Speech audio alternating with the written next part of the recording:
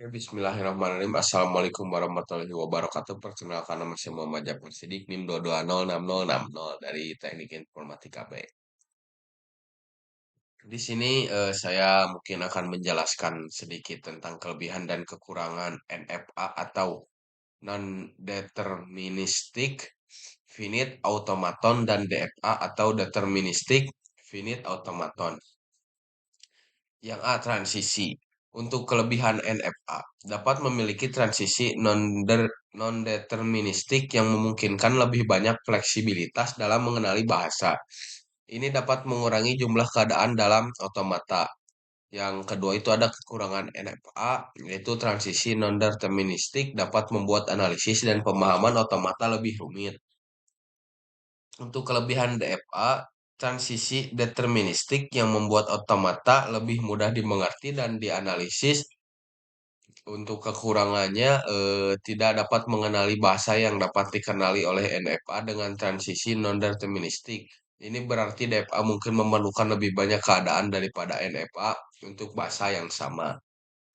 Yang kedua, pembacaan string, yaitu untuk kelebihan untuk kelebihan NFA.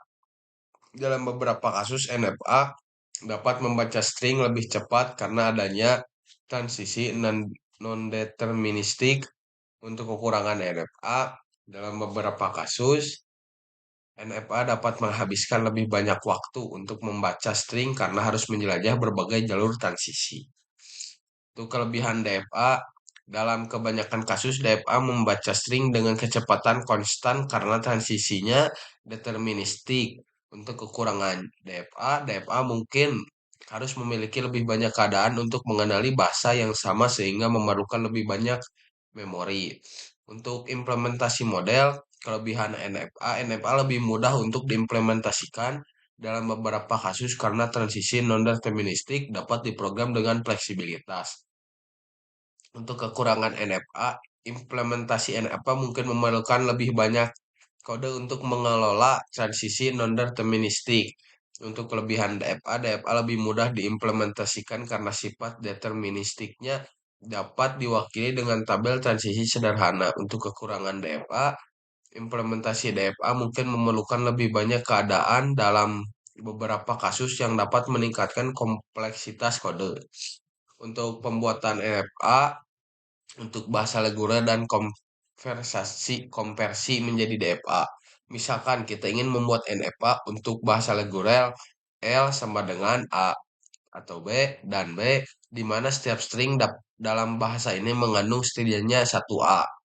NFA atau non-deterministic finite automaton. Untuk L, keadaan awal Ki kosong, keadaan akhir Ki satu. Transisi Ki kosong melalui A ke Ki satu, Ki kosong melalui B ke Ki nol, Ki satu melalui A ke Ki satu, Ki satu melalui B ke Ki satu. Kemudian kita mengonversi NFA ini menjadi DFA atau deterministic finite automaton, DFA untuk L. Keadaan awal Ki kosong, keadaan akhir Ki satu. Tabel transisi Ki kosong melalui A ke Ki satu, Ki kosong melalui B ke Ki kosong, Ki satu melalui A ke Ki satu, Ki satu melalui B ke Ki satu. Sekarang mari coba membaca beberapa string pada DFA ini. Untuk string A mulai dari kosong membaca A pindah ke Ki satu. Yang ketiga keadaan akhir Ki satu string diterima. String BA mulai dari kosong ki kosong membaca B tetap di ki kosong, membaca A tetap di ki kosong, tidak ada keadaan akhir string ditolak. Untuk string AAB mulai dari ki kosong membaca A pindah ke ki satu, membaca A tetap di ki satu, membaca B tetap di ki satu, keadaan akhir ki satu string diterima. Sekian dari saya. Wassalamualaikum warahmatullahi wabarakatuh.